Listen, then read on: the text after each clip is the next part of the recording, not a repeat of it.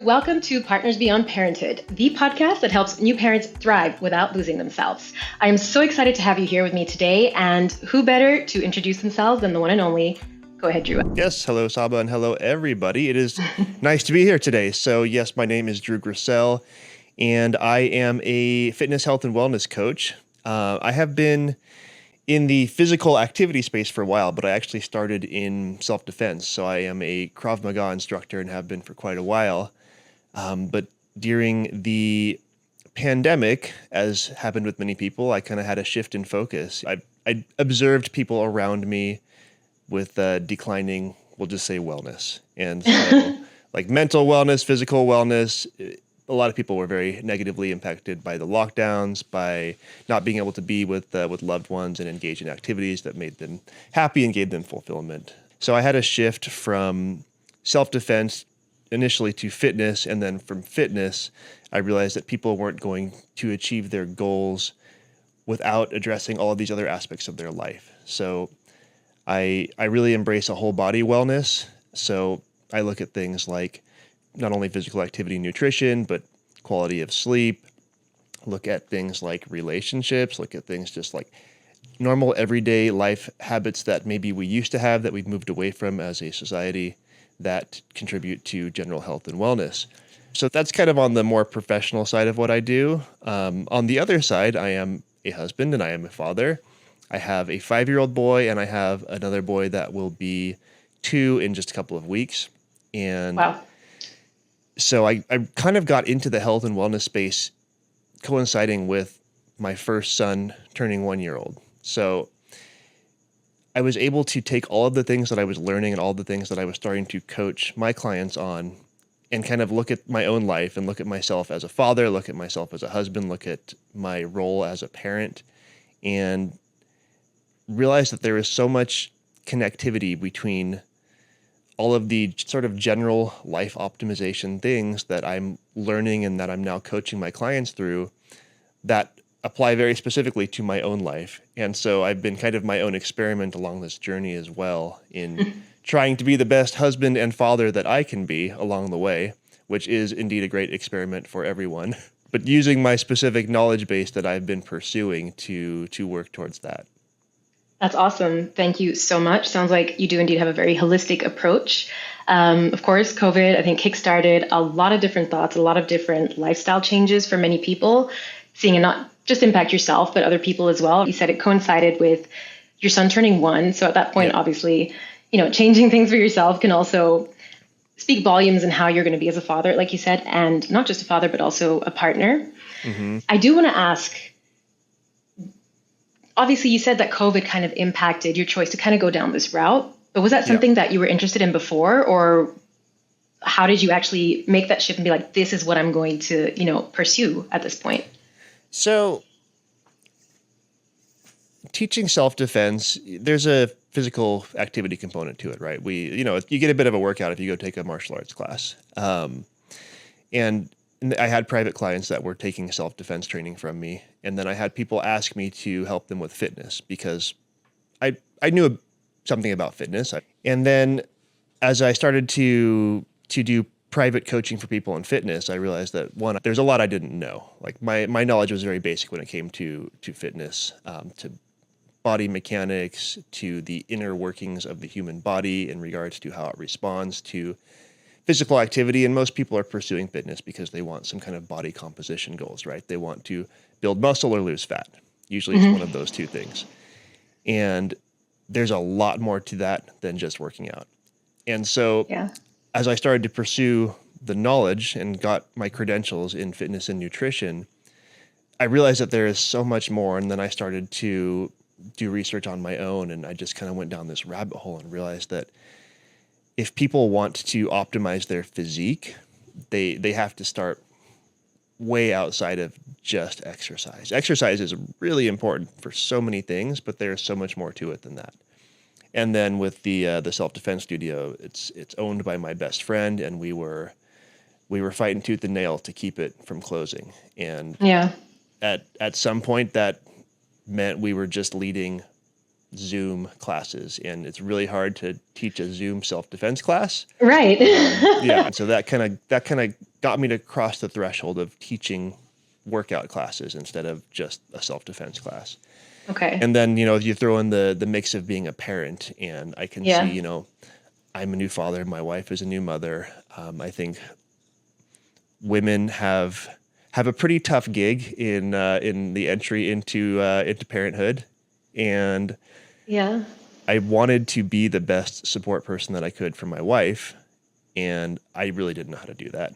And so I just kind of used the knowledge that I was gaining in the wellness space to kind of figure out, okay, well, there are all these things that we do that are good for us physically, but also good for us, mentally and emotionally. And we're both sleep deprived.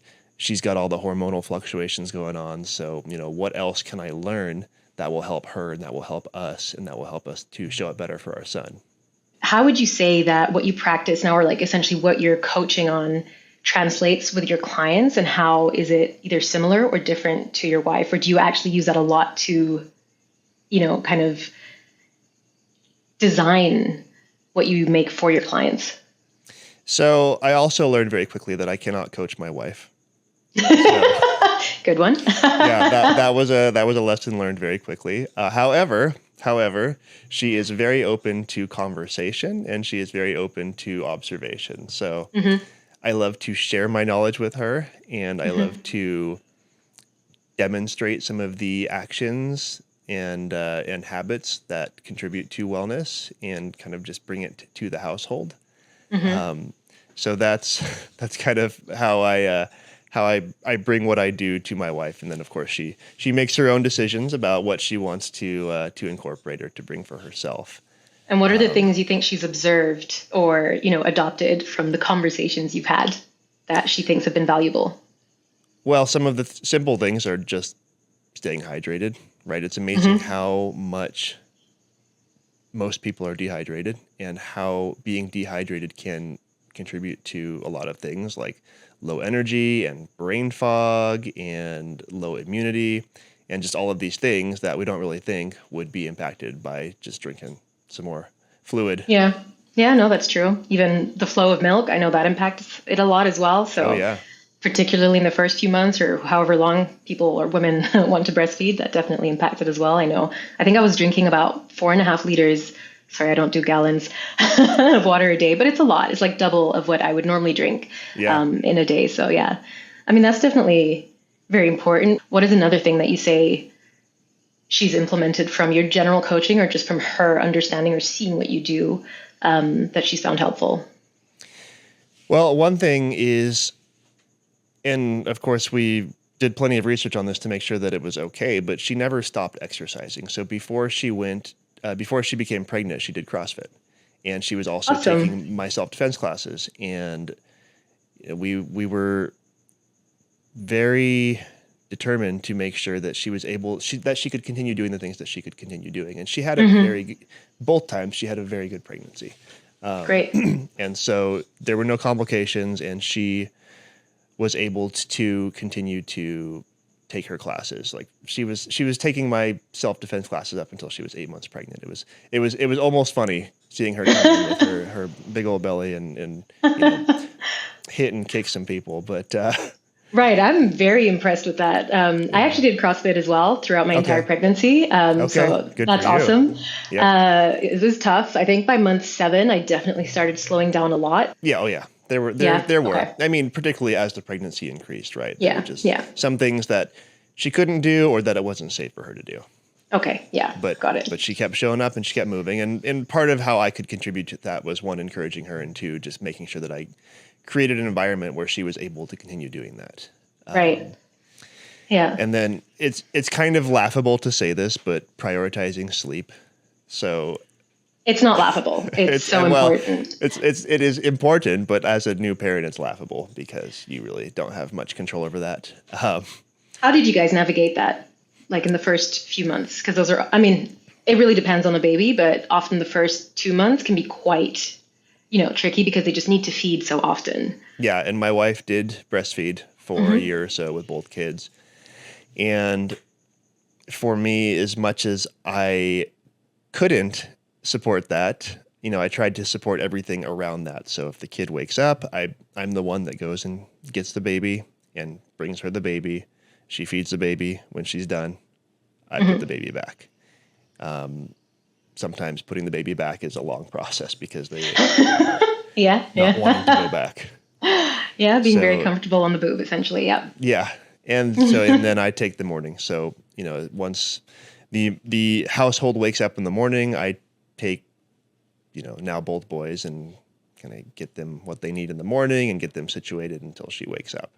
Okay. And so for me, it was taking as much as I could from what she had to do to give her those extra moments of sleep, because as you said, sleep is vastly important. It's a huge wellness thing that is free and that a lot of people overlook. It's kind of the quintessential hack to have better health.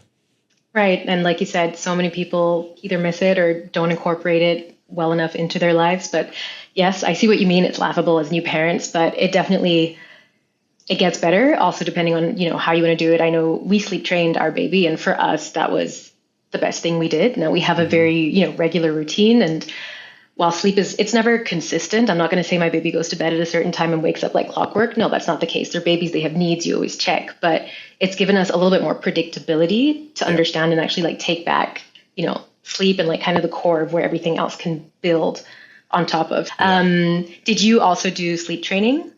We did. Yeah, we did sleep training.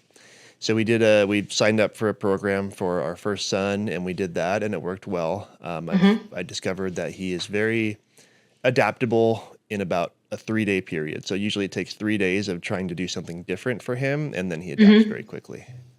So we did sleep training for him, and it went very well. And he's 5 now, and it has its ups and downs. And sometimes he comes out of it and needs attention in the middle of the night every night for weeks, and then he starts sleeping through the night again. And so it's a bit of a roller coaster, but for the most part, it was successful. And then same thing for the little one. He sleeps pretty well. I mean, I think it's important for people to hear that, sleep training, obviously, like it solves many problems, but it's not like 100% every single night. If you have that baby, amazing. I know. I haven't heard of that baby yet. But yeah, no, I know in our case, it was really helpful. How do you think your perspective changed on the father that you thought you would be and the father that you are or have become? Well, you had to ask me that question. So I always thought I was the most calm and patient person in the world. Like before I became a father, I mean, I couldn't remember the last time I got really upset. Never yelled at anybody. That's just not who I am. My kids test me every single day, and it's silly things, and I have to rein myself in all the time. And it's not that I have a temper. It's just, sometimes you're like, hey, it's time for your bath. And then you're like, hey, it's time for your bath. And then you're like, hey, it's time for your bath. And 30 minutes later, you're still trying to get them into the bathtub. I'm just like, what am I doing wrong? Well, nothing, but yeah. So it's a lot different in that it's a constant test of my ability to observe my own behavior and make sure that I'm showing up in the way that I want to show up. And I always think back to this one moment. So it was my first trip to Japan. I was staying with this family that owns a traditional hotel over there, and they have a daughter. She was 3 at the time, and she was very grouchy in the mornings. She didn't want to eat her breakfast, and he would just smile, and he would talk to her very gently and soothingly and get her to eat every single morning. I didn't know what they were saying. But I just, for whatever, and I was a long way from being a father at that time. I hadn't even met my wife yet. Okay. But for whatever reason, that just stuck with me. And I think back to that moment when I'm in moments of extreme frustration, and the father's name was Masa, and I'm just like, just be Masa. Just be Masa. The mantra. Just find your peace and be calm through the frustration. So to confirm from what I've understood, it's essentially the level of patience. You thought you would Yeah. perhaps have a little bit more patience than you do, which again, I Yeah. know a lot of people struggle with that, right? It's Hmm. super difficult when you're literally thinking like, are we speaking the same language? Yeah. Exactly. And I just thought, in my life, people do things that frustrate me, adults, and it's very easy for me to just be like, that's fine. It's either it's out of my control, so I'm just going to get over it very quickly, or I'm going to come up with a logical solution to this, and we're going to do that, and it's going to be fine. Like Hmm. that's kind of my approach to things as an adult. But with children, children that I have a responsibility for, it's I don't get to do that. I don't get to just be like, okay, I'm just going to walk away from this in many cases because my kid Right. needs to take his bath because he's dirty. I don't want him to go to Yeah. bed super dirty, or eat food because my older kid just doesn't like to eat. So if we Oh, don't convince him to eat food for every single meal, he would probably just not eat. So the patience that I thought was just there inherently for every interaction that I have gets sapped much more quickly as a parent. And that was okay. surprising for me. And do you think that that has changed from when they were essentially like newborn, kind of infant, towards the toddler stage? It evolves. So just as Okay. they are evolving, the ways in which I'm trying to figure out how to deal with certain aspects of their personality also has to evolve. So, Yeah, no, that's fair. I mean, thank God everything evolves, right? right. Imagine staying Yeah. stuck in some of Yeah. those, but Absolutely. And I'm I will say I am pretty good at pulling myself back. Thinking of Mhm. Masa with his daughter Kokoro, who is now 17 and actually spent the summer with us last year. Oh, awesome. Yeah. But also being able to just take moments to appreciate all of the things that I do appreciate about them. So even when my older son is frustrating me about something, to just take a moment and think about all of the things that I absolutely adore about him. And there are so many, and it's very easy for me to do that. Right. Sounds like you're integrating a lot of your wellness or holistic, well-being into this parenting role. Yep. Obviously, you yourself as a coach will also have evolved, have developed within the years because it's been a few now. What are things that you've additionally integrated into your life that you've learned from your coaching that you've implemented for yourself that you've seen that have helped you as a parent?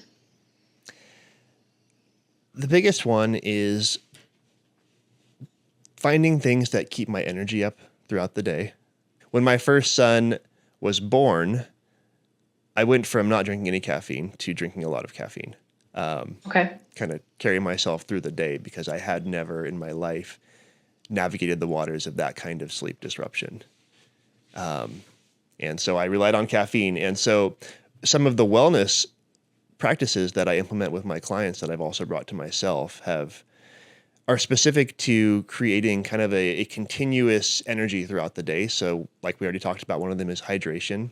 Hmm. Another one is exercise, right? I mean, exercise for me is a no-brainer, but for a lot of people, it's just like, I don't have time. Well, make time, 10 minutes. You can find 10 minutes somewhere because even 10 minutes of movement is going to get those hormones going and get your mind going, and it's going to create its energy that's going to last you for a certain amount of time. Hmm. So having regular exercise actually I didn't even come up with this, but a friend of mine 3 years ago came up with, we're going to do 100 burpees every day. So for 3 years, I've been doing 100 burpees every day. Wow, power to you. Yeah, so that keeps me moving. Sometimes I do them all at once, and sometimes I spread them out throughout the day. But it's Hmm. just a great way for me to have accountability to move my body. Hmm. And then also walking. So just taking walks, even if it's a 5-minute walk, just getting up and moving, right? So Yeah. doing these things that contribute to having a kind of a constant flow of energy. Also, diet's huge in it, and I could spend an entire podcast talking about how to eat for Yeah. energy, but just Hmm. know that it's possible to eat for energy and eat in a way that supports your body, not kind of crashing after you eat, but instead having a nice steady flow of energy when you Yeah. want it. So just trying to do all of these little things and stack them on top of each other that create Hmm. a more constant state of energy, because Yeah. when I'm tired, I don't show up well for anyone, including Hmm. myself. Yeah. Again, back to sleep, right? The Yeah. importance of sleep. Yeah. And I'd like to go a little bit into the relationship you have with your wife. Obviously, it Hmm. seems like you're doing a lot of things to be a great role model for your kids, just by the whole well-being aspect of it. How much time are you able to spend with your wife? Not enough, as it turns out. Okay. But I'm very particular about how I structure my day to ensure that we at least do have some time. So my wife does not wake up early. Hmm. So my mornings are for me. This is the only time I get for me, which is also very important for me and my mental health. I need my me Yeah. time. Hmm. Once the kids wake up, which is usually somewhere between 6:30 and 7 in the morning, I take care of the kids until my wife gets up. Then she takes over. We go to work, kids go to preschool, and we kind of tag team getting them home and dinner and all that. So we're together as a family in the late afternoon, early evening, but we're not spending time together in the married couple sense, right? Right. We're not talking to each other about our day very much, or if we do, it's greatly interrupted. Hmm. Once the kids go to bed, that's our us time. So that time I reserve for her and I. It used to be that I would try to use that time to get a last workout in or go in the sauna or get some work done. And now none of all of that moved to the morning or somewhere else. So the time from when we finally get the kids to bed and when we go to bed is for us. Hmm. How many hours is that roughly It depends on the day a and day? whether or not we've been good about following the timeline for bedtime and whether the older one actually stayed in bed. Hmm. Ideally, it's a couple hours. More like an hour is probably our average. So Okay. an hour a day is not very much. It's better than zero. It is. Uh, I guess it sounds like you guys are making it very intentional to spend at least, even if it's just an hour together as partners, and you've moved it now to the mornings. I imagine that came perhaps from a point where you had to discuss that needed to change just to make sure that you had more time for one another, or how did that come about? honestly, it just kind of came about organically. Okay. I'm very structured in my time, Hmm. and I came to a realization at one point that we weren't taking time just to be able to talk to each other, even if it's just to catch up on our day or strategize on some things. And now my wife is delving into entrepreneurship, and so we talk a lot about her efforts there. But it was just a realization that came to me at one point that we didn't Okay. have dedicated time. It wasn't scheduled in, and I'm all about scheduling things in, or else they don't happen. And And do you so feel that that has helped your connection with her, even if it is so short in the evenings? it has. It absolutely Okay. has. In Yeah. fact, sometimes we even get a date night. So Yeah. my mother is very good about offering to help out when she can, and so every couple of weeks she'll take the kids for an afternoon and evening, and we will get to actually go have dinner somewhere and really talk to each other. Yeah. So yeah, Yeah, I we mean, that's so necessary. Like just getting out of that zone and, being you too again. You have to be so intentional about what you speak about. Otherwise, it's so easy to just fall back and talk about your kids or, kind of what needs to be done. yeah. So no, that's great. And also great that you have family nearby to help out with that, right? Um, so one thing you mentioned earlier is also that you kind of organically shifted, the time that you used to take yourself from the evening to the morning. And here's a question I do generally like to ask. I've heard different things from people, but in terms of priorities, Hmm. how would you say you prioritize three things: yourself, your partner, and your kids in a scale from 1 to 3? Oh, I got a stack rank, huh? Uh huh.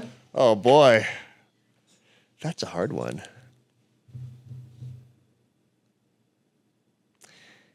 So here's where I find the challenge in answering that. My my love and and my desire to care for anyone is extended to my children and my wife above all others. But I also am a strong believer that if I don't care for myself first, that I cannot effectively show up for them. Hmm. And so I guess at the risk of sounding extremely selfish, I'm going to put myself on top and then my kids because they need that guidance, and then my wife. Hmm. In all honesty, I hear very different things from, and here I have to say, I think it's also very much how people define what a priority is, Mm-hmm. right? I do think it's extremely important to prioritize yourself, because if you yourself are not well, if you're not physically able, mentally sane, which, with hormones and everything that happens after, if you're not taking care of yourself, how are you going to successfully care for someone else? So in terms of actually prioritizing yourself, I think a lot of people default to saying, I don't prioritize myself, Yeah. because they're scared of what other people will say or think. Right. And yeah, and I mean, I just said that, right? At the risk of judgment and sounding selfish, I prioritize myself, but I do that in the spirit of being able to effectively show up for others. So hopefully that No, balances the scales there.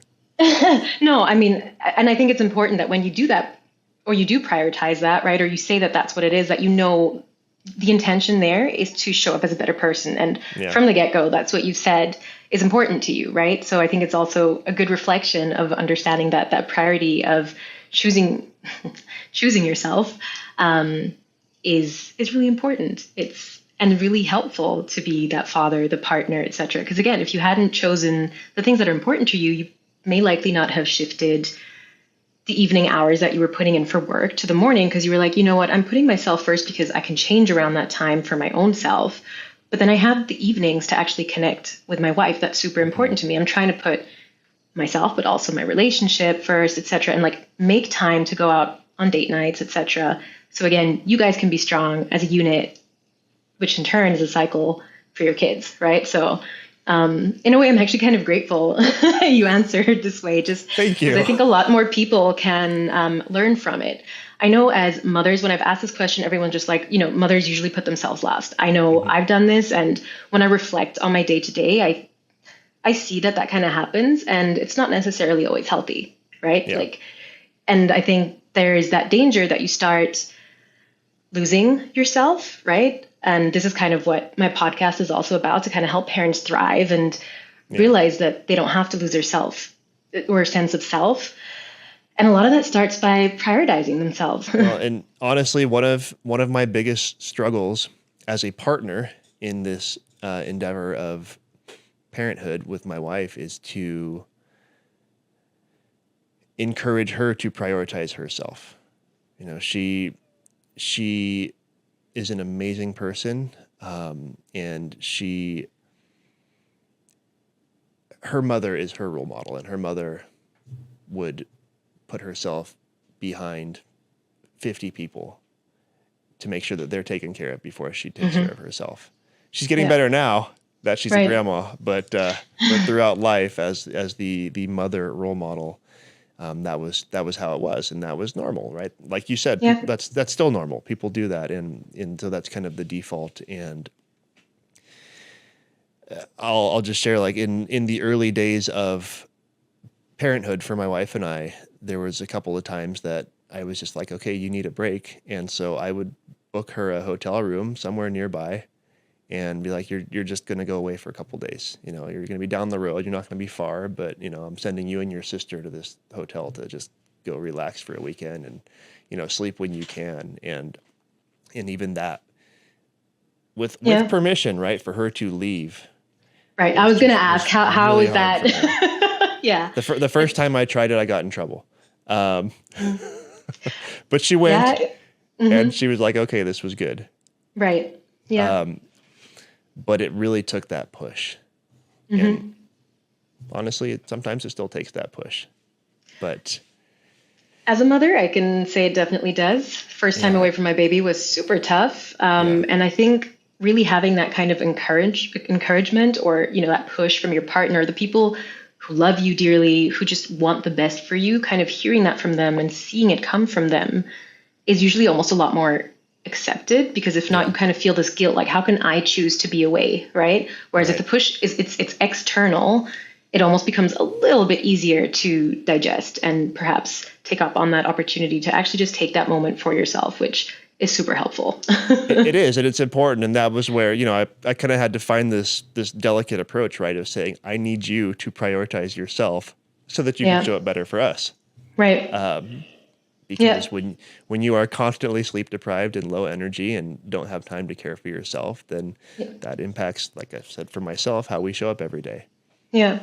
No, that's awesome. I love that you did that. Again, testament showing just how much you care for your partner, your family, being a great role model and making sure that everybody is healthy. Reflects back on the work that you're doing or, trying to do for people to just be a wellness coach in every aspect. That's amazing that you essentially practice what you preach. I try. And I've got a new 10-week transformation program that I'm kind of beta testing right now. Tell me a little bit more about it. Is this virtual? Is it in person? If someone's interested in it, how could they find out more about it? Yeah, it's virtual. It's a self-paced program. It's an online program. So you just go sign up and there's a whole curriculum and it takes you through it. It's a 10-week transformation program broken down into 3 phases. Essentially within each phase, we introduce several wellness types of habits or activities. So when you get started, it's simple things like taking a very, very short cold shower. Because cold water therapy has amazing health benefits physically and mentally. It's things like acknowledging the rising of the sun on the start of the day because that has a hormonal impact on the body. Things like achieving, as you're drinking your water, a moderate level of hydration, some moderate amount of steps per day, and just simple things like that. So it starts out kind of easy, although everyone hates the cold showers, and then it builds on it. So week by week, the quantity increases, right? It's some more steps. Your shower goes up to 40 seconds and then a minute. It's building in more activities to your morning. So instead of just going outside and acknowledging the sun is up, it's building in some gratitude, building in some breath work. And then in the second phase, we add in some things like specific focus around dietary intake. It's not a diet, but just some specific focus. We build in an eating window, so kind of an intermittent fasting type of protocol. Little bits of exercise. It's not an exercise program either, but we do build in little bits of exercise and various other things that we stack in throughout the day. So it's not like it's okay, so you need 2 hours a day to do this. No, you just need a couple minutes here and a couple minutes there and a couple minutes there sprinkled throughout the day. And we start out manageable and we increase them week by week until they become, that they're most beneficial, whatever it is. So I think the cold shower, can't even remember, I think it ends at like 3 or 4 minutes. Okay. It's actually kind of pleasant, but in the wintertime or if I go off somewhere where it's cold, then it's not nice at all. Yeah, I bet. Yeah, try it. Well, we actually just installed a cold plunge. You did? We did. Amazing. We did. I have a cold plunge right over here in the corner. Yeah, I mean, my husband has been not talking about it. We've done it quite regularly, and we've seen the benefits. We've, read about the benefits so much so that we're like, okay, we're ready to take that step and actually get a personal one. So we're very happy we did that. So that said, I can also absolutely say I completely agree. Cold showers in general, that's what we started with. We've been doing that for many years, and now that's the next step. But nice. In general, your program sounds very accessible, which I think is super important, right? There's a lot of boot camps and there's a lot of different programs out there, but it really sounds like this is something that people can ease into. I say ease lightly, but I think accessibility is so important for many people, right? Like the amount of time that they can put in and then just build on it gradually, like you said, that sounds really great. I'll make sure to add that in the show notes, just to link to that for the people that are interested. Thank you. And I just want to throw a quick comment in, since because of the demographic of your listeners, if there are any lactating mothers out there, don't go all the way into the cold plunge, because there is a condition where if you are lactating and you get your nipples into the water, it can be absolutely agonizing for hours and hours and hours. So this is very interesting that you mentioned that. I have been looking for someone who could tell me more about cold plunging while breastfeeding, because I did it while breastfeeding. Did you? Did you go all the way in? I went all the way into the tragus nerve. Okay. I did, but I wasn't breastfeeding that frequently. I think we were down to maybe twice a day, so like kind of in the morning and evening, and I'd perhaps do it in the afternoon somewhere. I guess also time, like whatever feels right for you is what I've heard. I don't think, unfortunately, there's enough science-backed evidence to kind of say what's right, what's wrong. I personally didn't have any issues in terms of the flow or the pain. Yeah. But that said, it is good that you say that, because I'm sure you know a lot more than I do. So I would definitely take that into consideration. because that might not be the case for everyone, right? Like, Yeah, and really it's an listen. actual condition, and the name of it escapes me off the top of my head, but it is an Uh-huh. actual condition, and it actually happened to my wife, and Ooh. it was agonizing for her overnight. So an entire night, talking Okay. about Well, prioritizing sleep for an entire night, she was in, in agony, and yeah, wow. I mean, I can't imagine what that's like, but for those listening, don't go all the way in. yeah, See or what feels right though, I mean, but it don't go worked all for the way you, in. so not necessarily, maybe not everyone gets impacted, but just be mindful. Just know that that's a risk. I think, yeah, cold plunging is, I think, just at the beginning kind of its popularity, right? Like more and more people are speaking about it. I'm guessing you've also followed Wim Hof Hmm. with all the information that he has. It's also something that was instigated by my husband, which I'm Okay. really grateful for because he's, always looking for, I guess, a lot of little biohacks. That Yeah. was one of them. And just different kinds of meditation. But I love the fact that that's also something that you, I guess, incorporate in certain ways to your program because there are just so many different hacks that people don't know about and won't necessarily try unless they join programs such as Yeah, the likes of yours. and the main idea with my program is one, like these are simple hacks, but they're incredible, especially when you stack them. So by the end of the program, you're doing kind of 12 different things. Right. So they essentially become habits, They right? become habits. So that's the idea, is that, okay, it's a 10-week transformation, but you're not supposed to stop doing it on the 10th week, right? You're Hmm. supposed to say, okay, this is my life now. Yeah. Maybe because these are habits, I can take some days off here and there, and that will be fine because I'll go back to it because it's now a habit. But Right. that's the idea. And I think that's exactly what you speak a lot about, right? That, this kind of like well-being, it's not just like you put it in here and there, but like it's a lifestyle. Right. It's a change that needs to happen to continuously feel that way. It's not just going to be like, okay, for 2 weeks or for 10 weeks, I'm going to do this and then my life has changed. No, it's a habit that you need to integrate and really Yep. incorporate to your life. And the thing that is, if I'm tooting my own horn, the thing I like about my program is that everything in it, other than I have sauna as an optional activity because not everyone has Hmm. access to a sauna, but other than that, everything in it is free. Nothing in it costs money. It doesn't cost money. You don't have to buy a cold plunge because you can take a cold shower. It doesn't cost money to walk outside and observe the sun. It doesn't cost money to walk. Yes, there's a step requirement, so you need a pedometer to track your steps, but Hmm. most people already have one in their phone or in their watch. Right. You could buy a cheap one on Amazon for $10. So for the most part, Hmm. it's things that you can just do. Yeah. And I mean, if someone's serious about, wanting that change, like I think these mini investments are so worthwhile because that's just, I mean, it's very likely a small investment from the get-go is going to help you in the long run in terms of your healthcare, right? Which Hmm. in general, you're trying to prevent stuff as much as you can and not just get there and like have more of a reactive thing, but be very Right. proactive. So that's awesome. Um, so now that we've spoken about that, there's one thing I'd like to circle back to, which is family, kids in particular, and being a role model. How do you think your kids, like you're obviously you do a lot of activities that are very healthy, right? Hmm. How do you think you're seeing that within your kids? Well, even though my oldest son doesn't like to eat food, if he Uh-huh. could live his life on potato chips, he probably would. But he still asks me when we're getting ready for meals. He asks me about protein because one of our biggest struggles with him is to getting him to eat enough protein. Hmm. And but he actually asked. He's like, "Okay, Dada, does this have protein in it?" So I'm like, "All right, that's cool. He cares about protein." Right. Yeah, I Um, mean, the knowledge is so important. yeah, and That's awesome. as much as it is distracting and disruptive, I do exercise and do some of my stretching and mobility routines with my kids around or my kids in the room with me Hmm. because I want them to see it. I want them to see it as just a normal thing that someone Hmm. does. Um, How would you so say, does your wife also participate in some of the stretching or some of these things? Because I guess having a father as a role model for one thing, as a son is like you look up to your dad, but how or what does your wife do in those instances? so she takes classes, so she doesn't do much of it at home. So Okay. she goes out to like these yoga classes where they do like weightlifting with yoga. She Okay. does CrossFit as well. So Hmm. they know that mama's going to the gym and Okay. they know what that means. So they see that Yeah. as well. Hmm. Um, But also my kid will watch me get in the cold plunge. He won't go in. I can only get him to stick his hand in.